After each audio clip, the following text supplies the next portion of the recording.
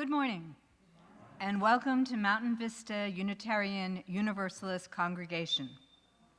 Welcome to those of you who are here physically, and welcome to those of you who are joining us from home, whether that be your home in Tucson or whether it be a summer residence elsewhere. Wherever you are and whoever you are, we are glad that you are here. This is a time during our busy week when we try to set aside the cares and worries of the outside world and devote ourselves to the contemplation of our own spirituality. To quote Rumi, "Come, come, wherever you are, whoever you are, wanderer, worshiper, lover of leaving. It doesn't matter. Ours is not a caravan of despair. Come, even if you have broken your vows 1,000 times. Come, yet again, come." End quote. Thank you for being here today. We are better and we are stronger because you are here. I'm Deborah Roberts. I'm the lead pastoral associate for today and the organizer of today's service. While we are between ministers, the PAs have filled the month of July by designing our services. I'm ably assisted by Derek Contreras, another PA. Our music director is Chris Tackett, and this whole thing wouldn't be possible without the work of Lee and Todd McMealy in the AV booth and assisted by Laurie and Ann and Chuck at the camera today. Thank you all. We have a special service for you today. The theme for this month is We the People. And for this Sunday, it's What Makes Me, Me. You will be hearing from several members and friends of the congregation in the form of poetry, short reflections, music, and American Sign Language. You may have already noticed the art that is displayed here. I hope that after the postlude, you will take the opportunity to have a closer look at this art. Thanks to Elizabeth Van Horn, Ann Leonard, Judy Van Norsen, Bob Grigsby, and myself, and I don't think I forgot anybody, for contributing your time and your talent in this way. Thank you all for sharing your art and letting us know you a little better. Through these varied presentations today, we hope that you will get to know us a little better and reflect on our common humanity and experiences.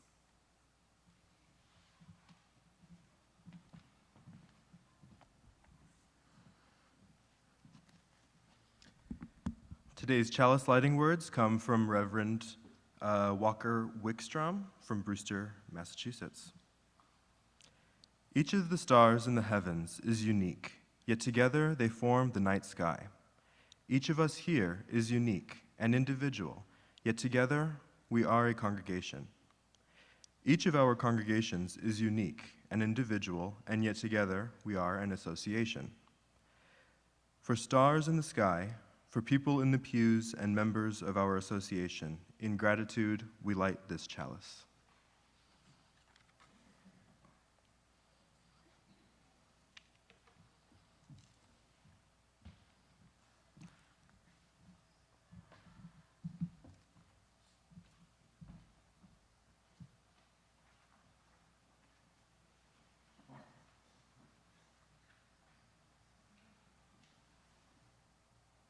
Aslam, and this is my poem.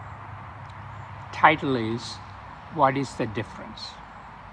I looked in the mirror and found an older me, full of gray and wrinkled, lower eyelids sagging, face full of moles and hyperkeratoses, teeth stains and face lines and circles around eyes with a woeful expression. A face in search of an identifiable distinction. Then I Googled the faces of my contemporaries.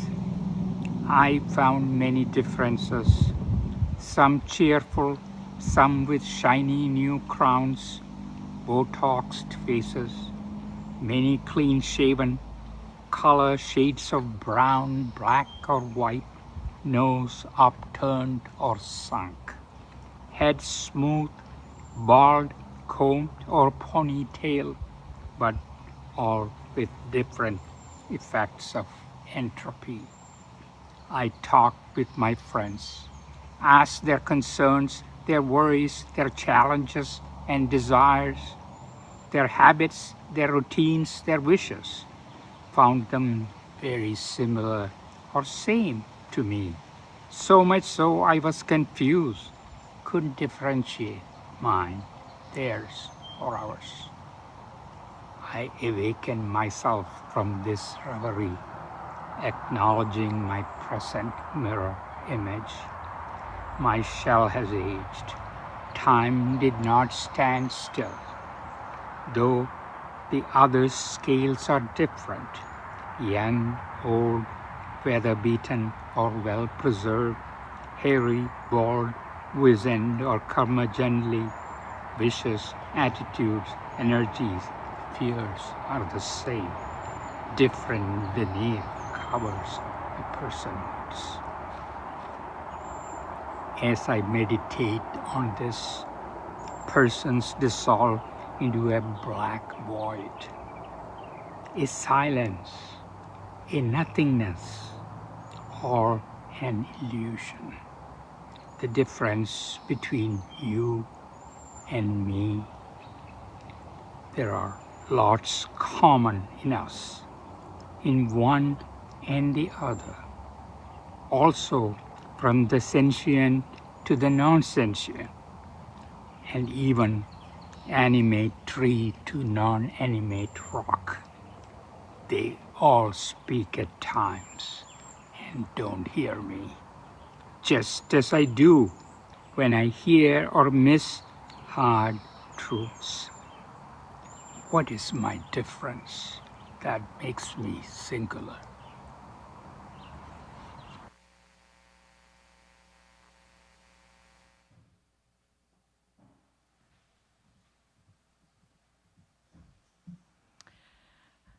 My name is Kim, and many of you know I have a son, Dylan, who's 26, who was born deaf-blind. And when he was young and I was attempting to learn American Sign Language and we would be at church together, I certainly don't have the skill to interpret an entire church service, but I would sign music with him. And my signing may not be precise and accurate, but it's a connection with my son, and it's joy. And I found that it also connected me with whatever's outside of myself that's greater than myself. So when I sign, it's really about love, it's about connection, and it's about a mother. Oh, and I will say that we're going to do a few signs that you can learn with me. So, this is sing. This is hope. Dream. Share, love, walk, and rose, like you're smelling the flower. Shall we stand?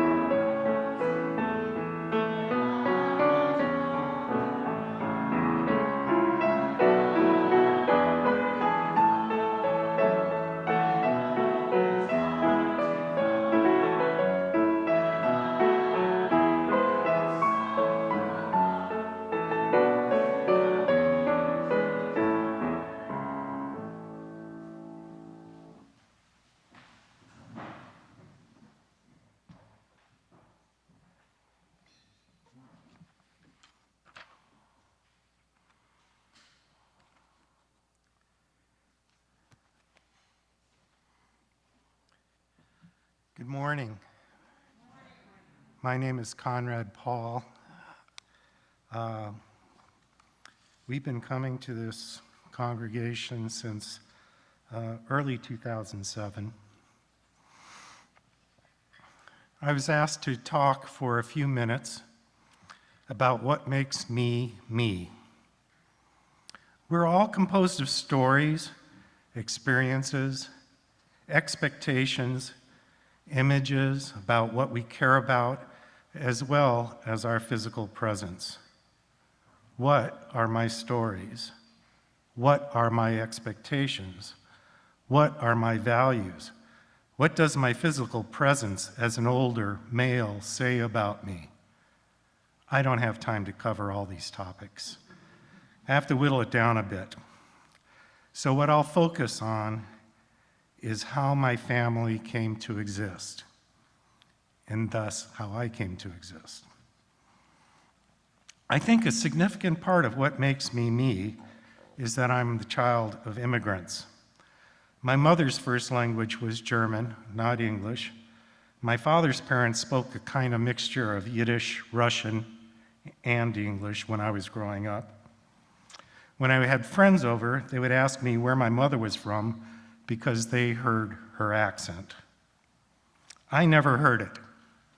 When she spoke English, it just sounded the same to me as the way everybody else spoke. I could never hear her accent, yet for others, that was the first thing they heard.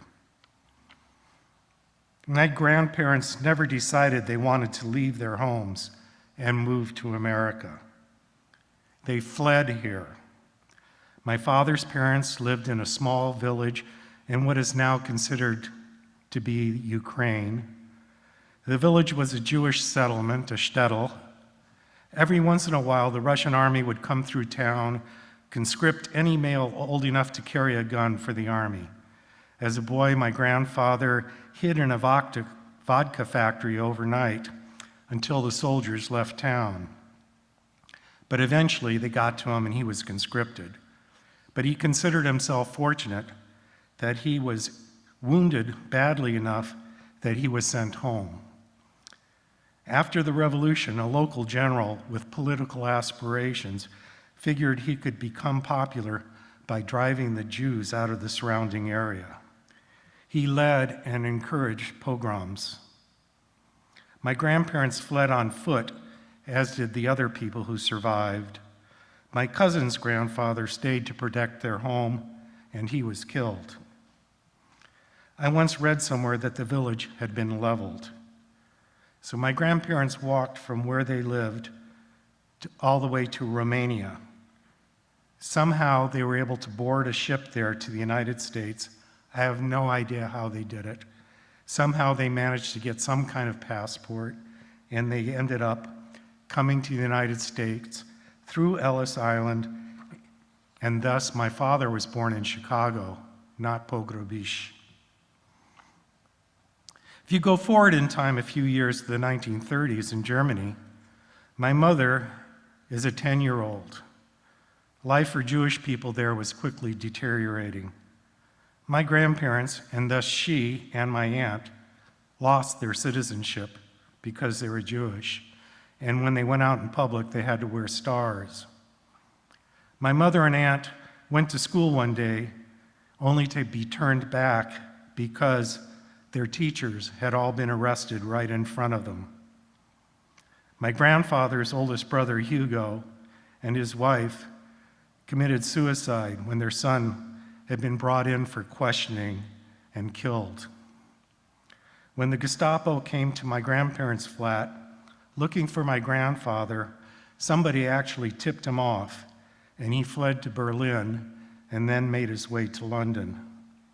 A few days later, my grandmother got my mother and my aunt out of Germany to London, and when she got off the boat in England, she had $2 to her name. My grandparents made a living as domestic servants in London, but my mother and my aunt were shipped to the countryside because all the children were being shipped to the countryside then because of the bombing. A year later, they came to the United States and eventually to Chicago, where she met my father. I think the people who loved and raised me suffered from what would now be called PTSD. They did not always act afraid, but there was an undercurrent that certainty is an illusion. I've heard and believe that a form of PTSD can be inherited, so I've no doubt that it's influenced me and the way I see the world.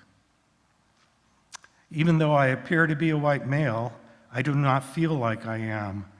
I do know I often pass as one, and I know that because people make derogatory comments about Jews in front of me because they don't realize I'm Jewish.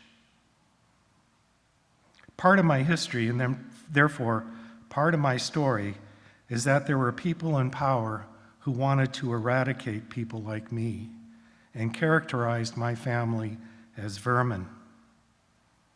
I consider America home, but sometimes wonder for how long.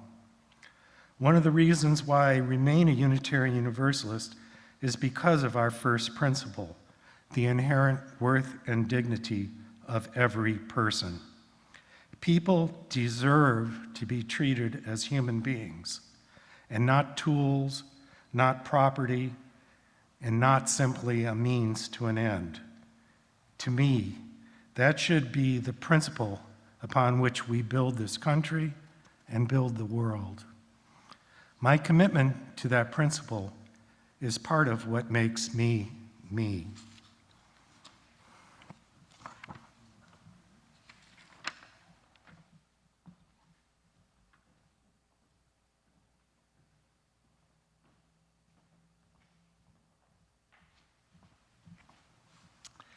My name is Ann Boulding. You've known me since about 2016. This is a poem without rhyme and maybe without reason. Life is like a game of cards.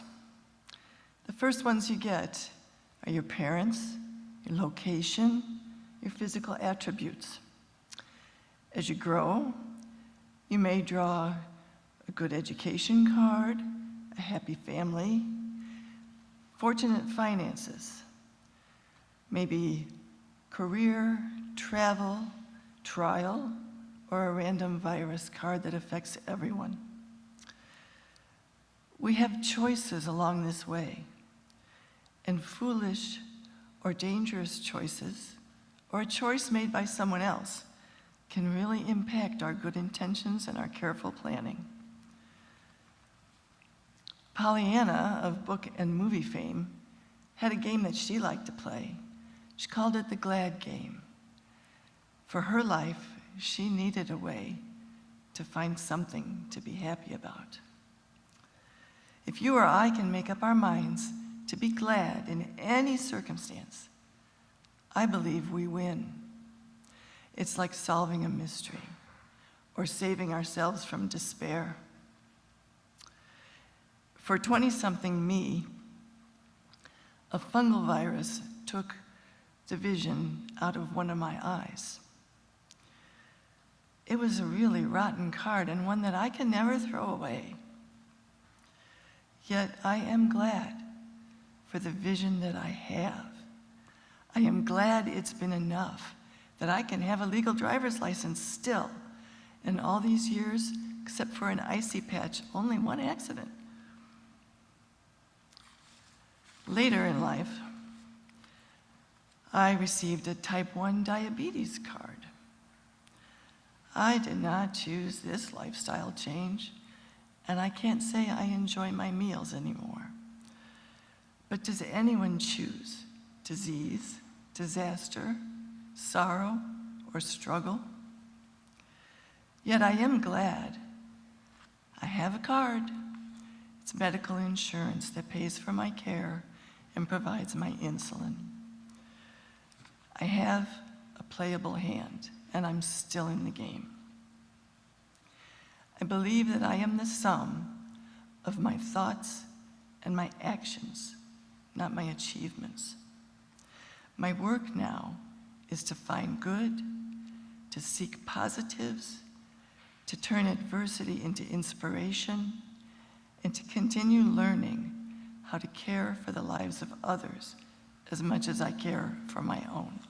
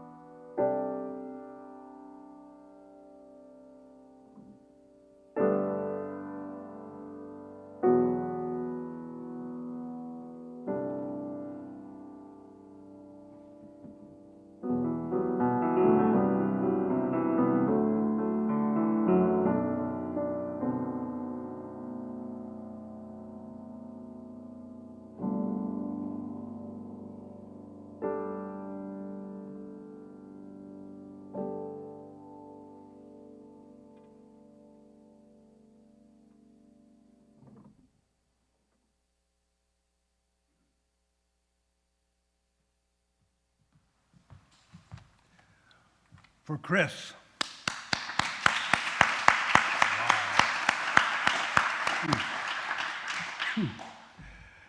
This first poem is called, oh, by the way, I'm Bill Killian, and my first poem is called, I Just Know.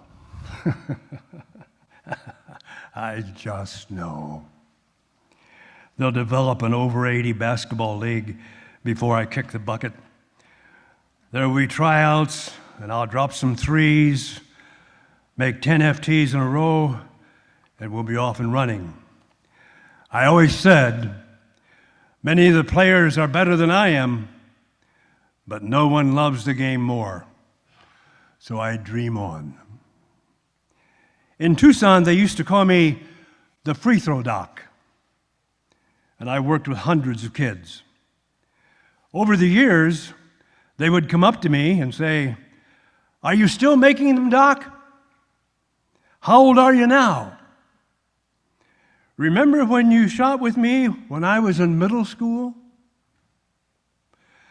I'd always tell the students, my job is to have you beat me, and they rarely did. But when they did, we both were happy. Just the other day, someone hollered in the gym, "How old are you now, Doc?" 83, I said, and it was net only for a short while, but he soon left. Yes, there will be an over 80 league. I just know. And in this poem, I'm going to ask you, after I read several of my couplets, I'm going to ask you to just say, "Who are you?" with a slight accent on the R. Who are you? Who are you? Your job is to make me go deeper in understanding who I am. At the end of the poem, you'll hear a line that will say, "My family and friends and the congregation said, Amen." We're going to try that now, and I want the people in Zoom to hear this, okay? My family and friends and the congregation said, Amen. Amen. Very good. By the way, are you getting an echo? Yes. Okay, now I wonder what I'm doing wrong. But anyway, I hear the echo too. It's called "I Am Hiding in Plain Sight." I'm happy to be here today. I think it is a joy and challenge to be with you. I'm William Killian in writing, Bill Killian in relationships. I am a brother, youngest of 4 children. I'm a Hoosier through and through and a Tucsonan for 40 years. I am a survivor of religious abuse and am free now in my spiritual journey. I tore down and rebuilt respect in what is now a 61-year marriage. I am a survivor of family dysfunction and now a decent father and grandfather. Mother screamed to the cold upstairs, "Decide who you're going with. I'm leaving him in the morning." I am a survivor of a long downhill slide, hiding in dreams, sports, arts, academics, and alcohol. I am a survivor of a tiny town, Tyner, Indiana, 180 people, and I never liked crowds. I am more at home on a movie set or stage than I am in my own kitchen, living room, or backyard. I'm a damn good actor. My characters tell the truth. I worked hard to get out of poverty. Retirement is my biggest challenge. I'm fearful I'll run out of money. I am in recovery, conquering multiple addictions. I like it when we get together like this, ritual and stuff. Seems like we do things better. But when we go back to our little lives, where our worlds narrow to questions. I've always been the life of the party. Never knew where to go or how to get there when it was over. I'm a specialist in loneliness and grief and made a living out of helping others. I am a writer who has written through deep pain. I have 4 books out that go unread. I'm a marriage and family therapist who has lived through trauma of others. I love basketball as much as Kobe, but I saw most of it from the bench. I am lonely in search of peace. I am lost in filling my space. I think I am old, and I think about death. I am empty in my bucket list. I am filled with internal tears. I am loved by those who love me. I am cherished by those who live with me. I am lost when others ask me about the meaning of life.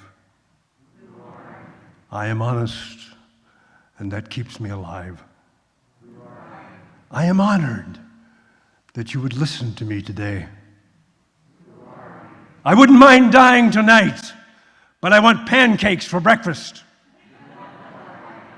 I'm on my way toward truth and life, and deep inside, I know that is true. My family and friends and the congregation said, Amen.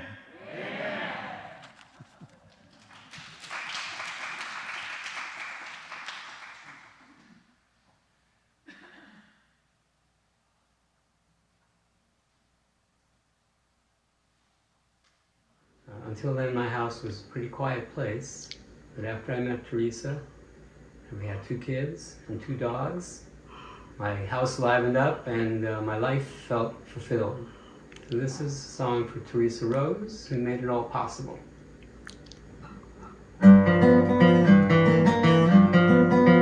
There's a woman that I know, used to come and go into my life just like a mystery. And though I was a loner, one day I thought I'll phone her, and as they say, the rest is history. She was a yogi and a dancer, a teacher and a mom. She used to work in archaeology, digging artifacts and relics, seeing where they were from. That's maybe why she started digging me. Teresa Rose, God Almighty knows, she and I were surely meant to be. So many roads I might have traveled, in ways my life might have unraveled. Instead I got Teresa Rose with me. Well, I might have been a troubadour traveling from town to town, or a carpenter with a hammer and a nail. But Teresa Rose, she stirred things up, and so I settled down. And as a family man, I found the Holy Grail. Yeah, I work hard every day, come home late at night. But when I open up that front door, Teresa Rose, the kids and dogs have me smiling at my face, and going to bed just craving more. Teresa Rose, God Almighty knows, she and I were surely meant to be. So many roads I might have traveled, in ways but I might have unraveled. Instead of that, Teresa Rose with me.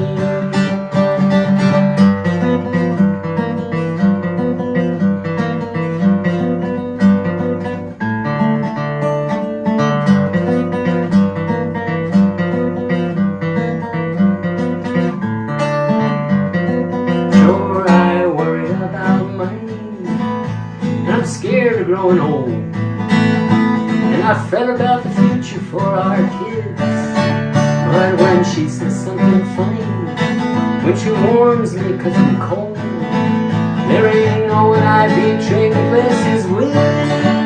When they put me in my coffin, when they lay me in my grave, if someone tells the story of my life, they'll have to say quite often that the day my life was saved was the day Teresa Rose became my wife.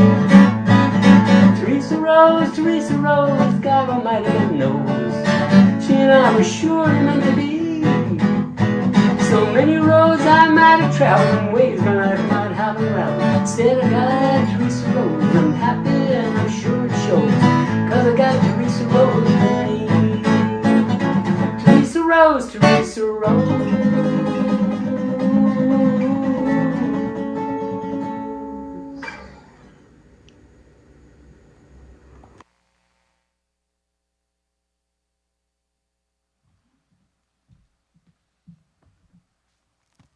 Thank you, Dan, who's driving his son to Camp de Benovo Pines today, so he couldn't be with us live. My reflection today, I'm simply calling church. My first memories of church were in the small Massachusetts town where I spent most of my childhood. We moved there from New Hampshire when I was about 3.5. I know that my family had attended a Baptist church in New Hampshire, but I have no memory of it. In Massachusetts, we attended the first Congregational Church, a big white building with a tall steeple, right on the common in the very center of our quintessential but sleepy New England town. We went to church every Sunday without fail. My parents were both stalwarts of the church. My mother ran the Sunday school for a while, and she was the treasurer of the Martha Guild, the women's group, for many years. She helped to put on the dinners we had and chaired the annual flea market on the Common, which was the major money-making event for the church. I think that the cookies, brownies, and pies we contributed to dinners, bake sales, and coffee hours would probably fill a semi-truck. My father was involved in many projects, but above all, he was a deacon. And it seemed that he was always on duty, so he seldom sat with us in church. We sat in the same pew every week. Phyllis Roble always sat in front of us, and she would turn around and give us the evil eye when she disapproved of something my younger sister and I were doing, like whispering often about Edna Leland's outrageous outfit. Of course, there was Sunday school, held in small, dark, musty rooms in the basement of the church. Unfortunately, there weren't many kids my age that went to my church, so usually it was just Andy Gustafson and me. Most of the kids in my class went to the Methodist church, and I wish that we did too. They had a terrific children's choir, and there were so many more activities for kids. I did eventually end up going to a Methodist summer camp, which was a lot of fun. But in our Sunday school, the way we were taught didn't pique my interest at all. It didn't stir my enthusiasm or inspire any kind of creative thinking. I remember memorizing the books of the Bible, but I couldn't recite many of them to you right now. And except perhaps for the old chestnuts that everybody knows, like Noah and the burning bush and the prodigal son, the 23rd Psalm, and maybe a few snippets of scripture here and there. I never really questioned what I was taught. I simply didn't engage with it very much. It wasn't that interesting to me. At home, we never said grace at meals, and though I do remember my mother occasionally reading the Bible, we never discussed religion. It was just there. It wasn't until later that I began to think that a lot of what I'd been taught simply didn't make sense to me. For many years, I had perfect attendance at Sunday school. I remember that I had to miss a Sunday when my brother got married and we traveled to the wedding. That was during my sophomore year in high school. I managed, however, to get to a church service that Sunday and had the minister sign a note attesting to my attendance so that I could still get my pin at the end of the year. I was proud of those pins, but what happened at church didn't really mean that much to me. One positive during my teenage years was that Joey Potter, who's a year older than I, would walk me home from church. I didn't have a crush on him. He wasn't exactly a heartthrob, but I always accepted his offer of a 5-cent vanilla Coke at the drugstore uptown, and we enjoyed each other's company. Through my teenage years, I was an obedient, church-going daughter, but it still didn't inspire me. Nothing triggered my imagination. Nothing challenged me intellectually. I continued my regular attendance even after I fell in love with Bob Rice during my senior year in high school. When his family went to church, it was a Catholic one. So we didn't have a lot in common, at least as far as religion was concerned.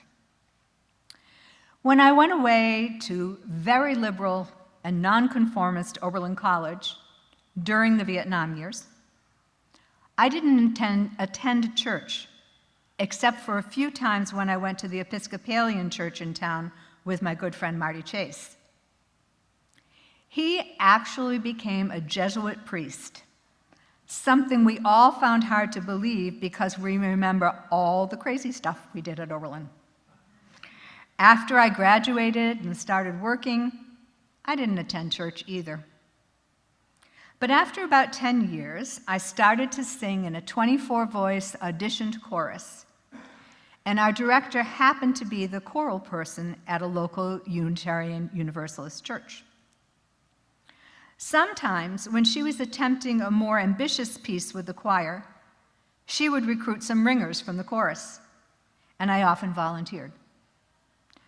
I began to listen closely to what was being said and found that it resonated with me in a way that my traditional Christian upbringing never had. I could get into those principles. I could see how they applied to me. I could make them aspirational. When I met my former husband, we discovered that we had both started going to different UU churches around the same time, and we were married in the UU church that I had begun to attend regularly. When I moved to Tucson in 2010, shortly after my divorce and retirement, I arrived on a Thursday and was at MVUU that Sunday. The following Thursday, I showed up at choir practice. I actually did not receive a very warm welcome. Nobody seemed to be interested in me. And after a few months, I stopped attending. I was a snowbird at that point. And when I came back to Tucson in the fall, I tried again, and this time it went a little better. I soon figured out that if I wanted to really be part of the congregation, I needed to get involved and volunteer for something. So I went on the membership committee, even though I wasn't a member. MVUU soon became a very big part of my life, and I met many of my friends through the church. I just kept showing up. Then, in 2015, this certain distinguished white-haired gentleman started attending MVUU, and after getting acquainted during halftime at a Super Bowl party at the Paul's house, I just lost my place, sorry, I'm overwhelmed. At the Paul's house in February of 2016, we began dating and soon became inseparable, culminating in our commitment ceremony in October of that year. I remember that the first time we sat together in church and he put his arm around me, there was an audible gasp from the congregation. And as they say, the rest is history. MVUU is a really big part of our lives. It is our anchor, and we remain deeply committed to the work of this congregation. We give freely of our time, talent, and treasure, and we try to live by the principles. Thank you for providing me with so many wonderful friendships, interesting things to think about, and most of all, a spiritual home. Thank you.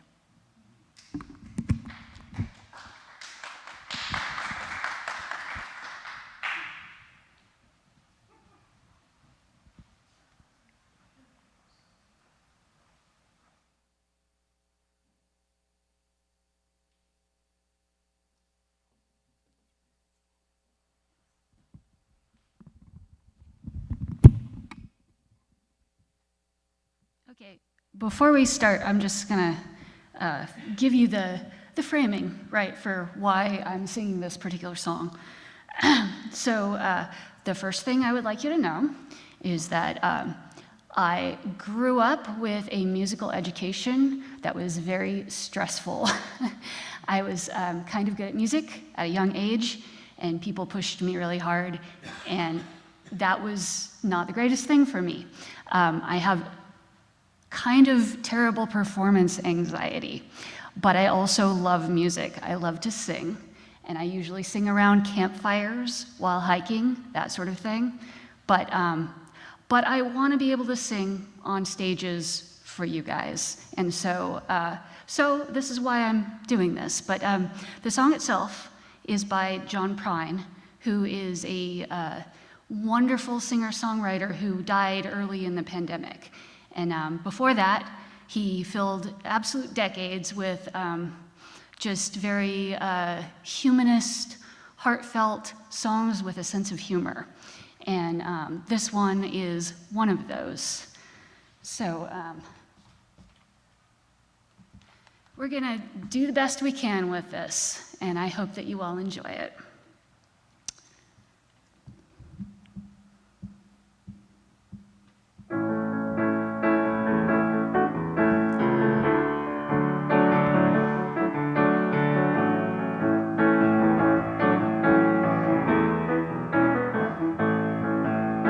I know a guy's got a lot to lose. He's a pretty nice fella, kinda confused. Got muscles in his head, ain't never been used. He thinks he owns half of this town. He starts drinking heavy, gets a big red nose. Then he beats his old lady with a rubber hose. Then he takes her out to dinner and buys her new clothes. That's the way that the world goes round. That's the way that the world goes round. You're up one day, the next you're down. It's half an inch of water and you think you're gonna drown. That's the way that the world goes round.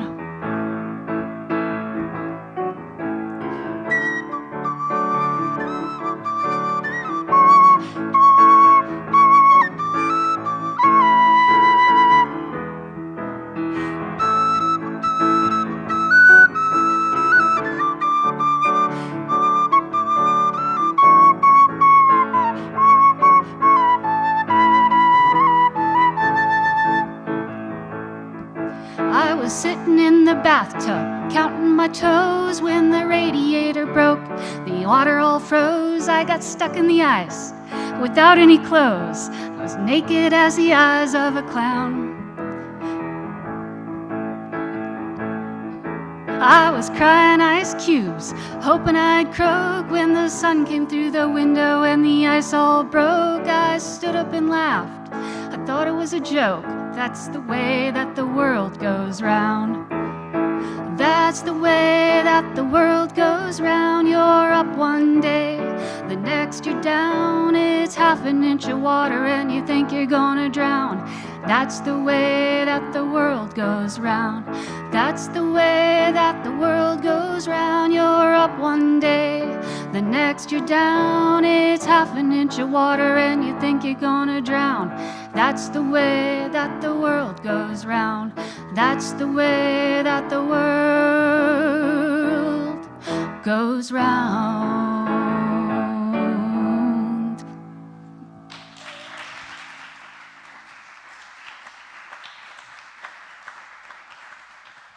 And just a final note, sorry, real quick. He performed that many times, and then a lady once, one of his fans came up to him and said, "Oh, I love that Happy Enchilada song that you do," because the verse, half an inch of water, and you think, she heard that as Happy Enchilada. So thereafter, that always became a sign-off for John. So John Prine, Happy Enchilada.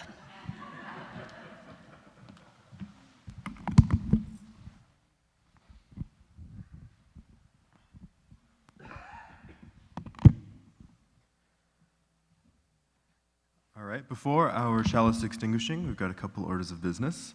Of course, we have, as Deb noted earlier, we have all of this beautiful art on the stage. So after the prelude, we invite you to come up and check it out. Come and view some of the wonderful things that our congregants have made here. And also, after that, we'll be having fellowship in the Oasis room. And as you walk out these doors, you'll see on the table, there's wooden bowls, which if you put your, if you have some treasure you'd like to drop in there, that's for the sustenance of our church congregation. And if you see the woven baskets, those are for the our youth on their own, which is our charity partnership of the month. And with that, our chalice extinguishing words come from our friends in the 100 Acre Woods. Christopher Robin to Winnie the Pooh said, "You are braver than you believe, stronger than you seem and smarter than you think. May it be so.